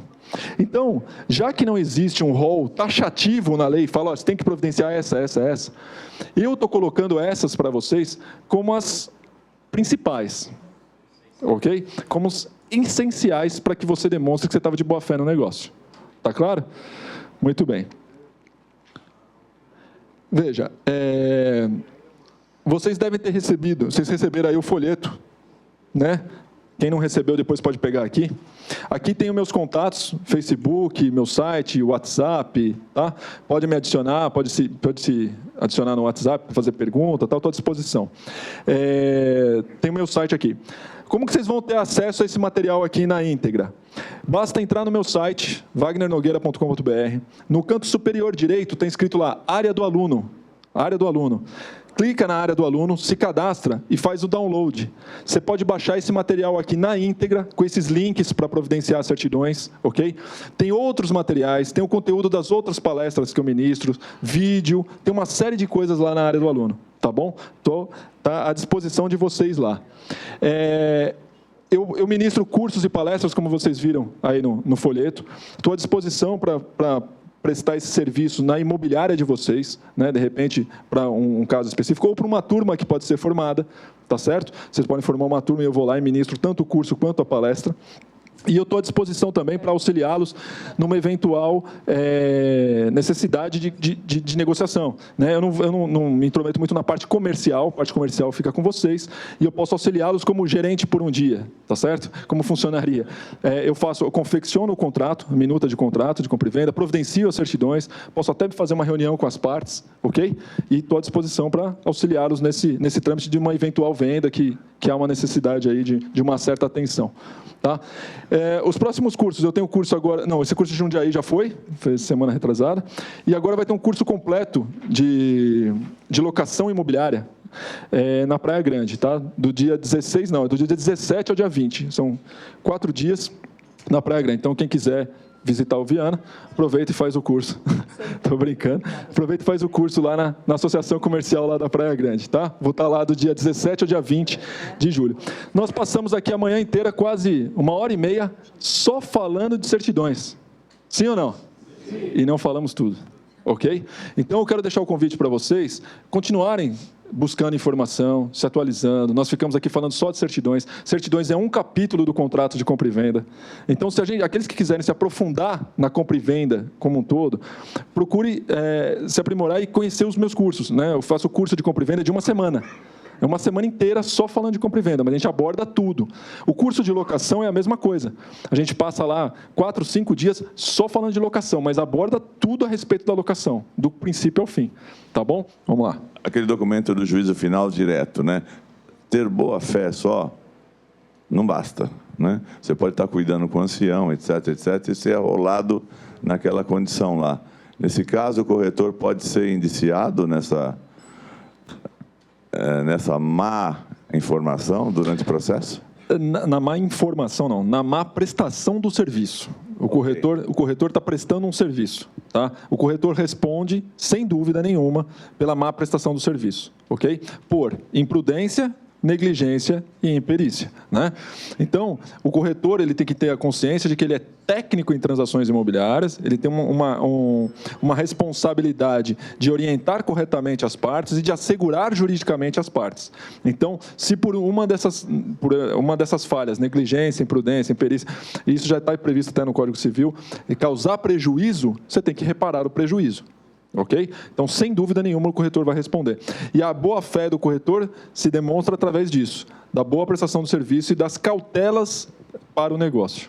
Tá bom? Como corretora autônoma, eu não consigo tirar certidão em órgãos de proteção ao crédito, como Serasa, como pessoa física.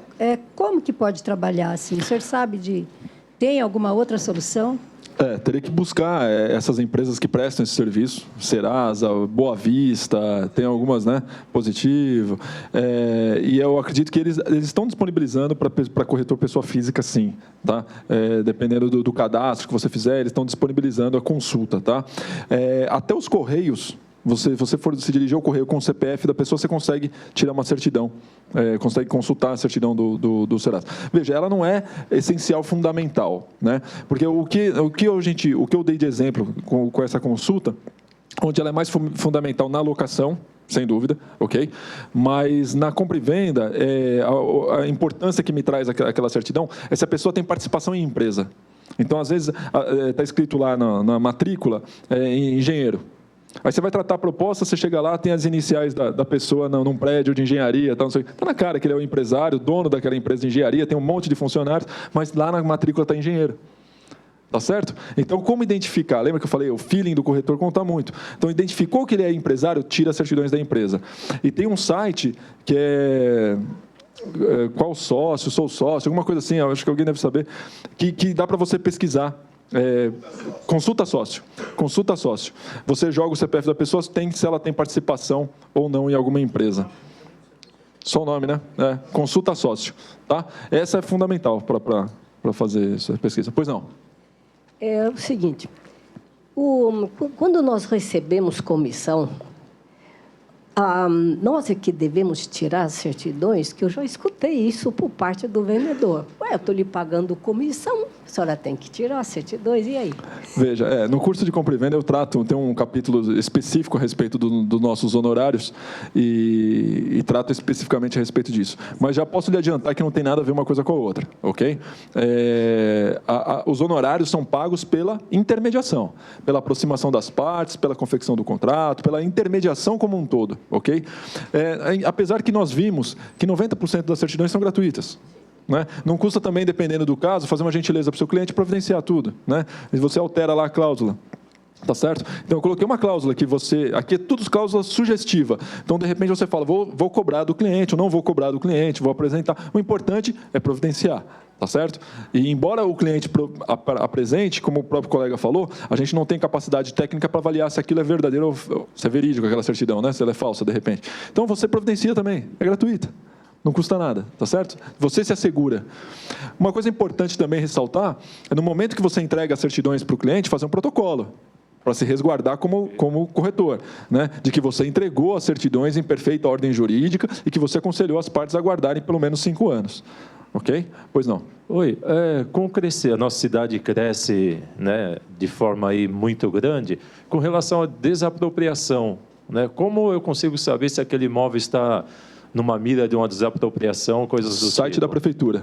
Tem um link para você consultar. Me manda um e-mail que eu te mando o link direto, tá? De tombamento, desapropriação, tem no site da prefeitura. Pois não. Oi, tudo bom? Bom dia. Eu tenho uma dúvida assim. Eu tenho, vamos supor, um caso, uma incorporação, tá? De uma área de uma pessoa jurídica que é um sindicato, vamos supor. O presidente do sindicato, ele se recusa a tirar a certidão de todos os imóveis que esse sindicato tem para vender 2 casas. Existe, assim, uma maneira mais, vamos dizer, menos onerosa de garantir, porque associando com aquela situação do lastro patrimonial. Existe alguma certidão, algumas mais que possa garantir, porque fica um impasse isso aí. Veja, qual é o nome da senhora? É Ana. Ana, veja, a gente está diante de um caso concreto, ok? Certo. Onde o vendedor deve ter dívidas, tá certo? Tá certo? É esse o caso? Não. O vendedor não. tem dívida. Não, ele não tem dívida. O sindicato? Não. Ele se recusa a tirar a certidão dos 100 imóveis que ele Mas tem. por que teria que tirar certidões dos 100 imóveis? Para dar garantia para o comprador, porque o comprador Então, ele quer saber a situação. Então, para ele entendeu? saber a situação é porque tem algum apontamento. Se não tiver nenhum apontamento, não precisa. Entendi. Concorda comigo? Sim. Se eu estou apresentando as certidões, sei. a certidão está limpa, em perfeita ordem jurídica, acabou. Por que eu preciso calcionar alguma coisa? Por que eu preciso dar garantia para o negócio? Não precisa. Está tudo em ordem. Eu só preciso apresentar se de fato apareceu algum apontamento. Tem algum óbice ali apresentado. Sim, é isso que esse presidente ele fala, não tenho dívidas, eu não tenho nada, eu não tenho que tirar essas certidões. Então ele está certo. Ele está certo. Se não tem nenhum apontamento, se ele não precisa demonstrar o lastro patrimonial, ele está correto. Agora, também nada impede que o próprio adquirente faça a pesquisa ou que vá atrás desses documentos, ou a intermediadora que providencia as matrículas. A gente está falando de um custo aí de R$50 aproximadamente por matrícula, ok? Tá. Tem que ver quantas ele quer, do que ele quer, quem vai assumir esse custo, se há necessidade ou não. Entendi. Às vezes é um negócio que vale a pena, né? Tá bom, obrigada. Oi, Carlos. tomando o exemplo da colega aqui, Sim. se tivermos que comprovar a questão do lastro patrimonial para fazer frente a um apontamento, tanto o apontamento e essa comprovação do lastro patrimonial deve constar no contrato. Não, porque no contrato é difícil constar, porque muitas vezes você acaba obtendo essa informação posteriormente à assinatura. Ok? O que você precisa se resguardar é de fato fazer um documento que comprove que houve um apontamento e que há um lastro patrimonial suficiente para cobrir aquela dívida. Que você, com aquela venda que você está realizando, não está deixando o vendedor em estado de insolvência. Então, podemos entender que seria ideal fazer um aditivo ao contrato para registrar essa verificação, esse cuidado? Eu não chamaria de aditivo, mas um documento apartado, entendeu? Da ciência do apontamento, tá? E da apresentação da solução. As cláusulas que eu trouxe traz essa informação, que tem que apresentar em até 15 dias, esclarecimento e tal. É um tipo de certidão esclarecedora, né? José Liosvaldo Santos. Parabéns pela palestra. Na venda do imóvel, apartamento, o corretor trabalhando com cautela na emissão de todas as certidões pessoais e do imóvel, inclusive da declaração de quitação das taxas condominiais, mas contra o condomínio existem ações trabalhistas e civil em andamento. Qual o procedimento e orientação que o corretor deve passar para o cliente comprador? Veja, importantíssimo isso. Colega internauta, é o seguinte, que a gente pode providenciar certidões do condomínio? Sim. Pode, deve providenciar certidões do condomínio. Podemos solicitar o balancete do condomínio, da situação fiscal, situação econômica do condomínio? Sim. Lembra quando eu estava falando das certidões do imóvel, que eu trouxe até uma relação, fala, tudo isso aqui não está como obrigatório, mas pode ser sugerido ou requerido ao condomínio, é essa situação. E não pode, de fato, nem de forma alguma, omitir essa informação do adquirente. Está claro? Sim, nesse caso, sim, seria até importante, se já se tem esse conhecimento, mencionar no contrato. É de conhecimento do adquirente que pesa sobre o condomínio a ação tal, no importe de tanto, etc. E tal. Pronto, você se resguardou, né? Porque uma das funções do corretor de imóveis é se inteirar a respeito de toda a situação, das circunstâncias do imóvel e passar essa informação para o adquirente. Então, se possível, coloque inclusive no contrato essa informação, tá? Deixe ciente o comprador de forma inequívoca. Se não colocar no contrato, coloque apartado. Mas aqui, João Garcia Martins Neto. Eu tenho um financiamento com o banco no valor de 400 mil. Faço a venda do imóvel e, neste momento da venda, estou adimplente. Posteriormente, fico inadimplente com o banco. A dívida foi contraída antes da venda. Neste caso, o juiz pode cancelar a venda? Depende. Vamos lá. Vamos esclarecer. Primeiro, eu preciso saber a origem da dívida, né? Se é uma dívida, por exemplo, oriunda de dívida com o banco, exclusiva com o banco, tá certo? O que eu aconselho foi aquilo que eu falei aqui, calcionar o juízo, né? Nesse caso, você não vai calcionar o juízo, você vai quitar a dívida, tá certo? Então, ele está vendendo imóvel lá, ele não falou o valor do imóvel, mas supondo que ele está vendendo imóvel aí de 600 mil, ele tem a dívida de 400, vamos quitar essa dívida, tá claro? e vamos dar continuidade. Sim, pode ser cancelado lá no futuro? Pode. Se a dívida for do próprio imóvel, oriunda de um financiamento habitacional, não existe a possibilidade de você vender sem quitar, né? Seja através da modalidade de interveniente quitante, onde um terceiro quita, um financiamento de um terceiro quita, ou seja, o próprio adquirente fazendo a quitação ou o próprio vendedor quitando. Tá? De qualquer forma, o conselho é quita a dívida antes da venda. Tá? Mesmo que ele fale, eu tenho uma dívida, estou adimplente, etc. e tal, até poderia fazer a venda, né, e dar sequência, falar, eu estou parcelado, estou pagando, tal, mas gera uma insegurança para o comprador. O comprador vai dormir pensando, será que ele está pagando a dívida? Não é verdade? Eu não gostaria de comprar um imóvel onde eu ficasse com essa preocupação. Será que ele está realmente pagando o parcelamento? Pois não. O vendedor pode quitar a dívida com o valor que ele está vendendo a casa? Se ele tem uma dívida com a Caixa Econômica? Sim, sem dúvida. É justamente o que eu estou dizendo. Pode, tá? Mas existe a forma correta de se fazer isso, que é justamente o comprador quitando essa dívida. Então, assim, eu estou vendendo um imóvel de 500 mil, tem uma dívida de 400, certo? É uma compra à vista. Eu não vou dar os 500 mil na conta do vendedor e falar para ele quita. Não, meu amigo, gera o boleto lá da Caixa, vamos junto até a Caixa fazer a quitação, etc. e tal. Porque senão eu dou os 400 mil e ele não quita, como é que fica? Ok? Então, a segurança, a cautela nesse sentido é na orientação do cliente de como quitar. Primeiro quita, depois passa. Sempre a gente vai quitar as dívidas primeiro, depois a parte que cabe ao vendedor. Tá? Mais uma aqui, Kátia Alves. No instrumento de compra e venda há o pedido das certidões, mas na hora da escritura, o comprador dispensa a apresentação do vendedor. O corretor será responsabilizado? O que muito fazer? boa pergunta. Quer? Kátia, né? Kátia, muito boa pergunta, veja. E bem pertinente, porque se a gente reparar nas escrituras públicas lavradas atualmente e nos próprios contratos de financiamento habitacional, essa semana, inclusive, eu recebi um print de um colega a respeito disso, coloca que o adquirente está dispensando as certidões. A escritura de cartório de notas, tabelião de notas, está lá. O cliente dispensa expressamente as certidões, etc. e tal. Veja, é correto isso? Não é correto. O correto seria pedir para que o tabelião relacionasse na escritura todas as certidões que estão sendo apresentadas, tá certo? Só que isso acontece o quê? Gera trabalho. Infelizmente, gera trabalho para o cartório, que pega aquela minuta padrão e não quer fazer, né? Então, o quê? Porque ele tem que colocar a certidão, quando foi emitida, o controle da certidão, a veracidade e tal. Então, isso gera trabalho. Se você exigir, eles vão colocar, tá certo? Agora, como na maioria acaba passando como dispensado, como que nós vamos nos resguardar a respeito disso, né? Independente de constar na escritura ou não, sempre que você entregar as certidões, faça um protocolo de que está entregando aquelas certidões. Ok? Então, estou entregando neste ato as seguintes certidões abaixo relacionadas em perfeita ordem jurídica. Põe lá todas as certidões que você está entregando, faz a pessoa assinar, né? Orientei essa pessoa até aguardar por 5 anos, tá? Pode colocar essa informação também nesse protocolo.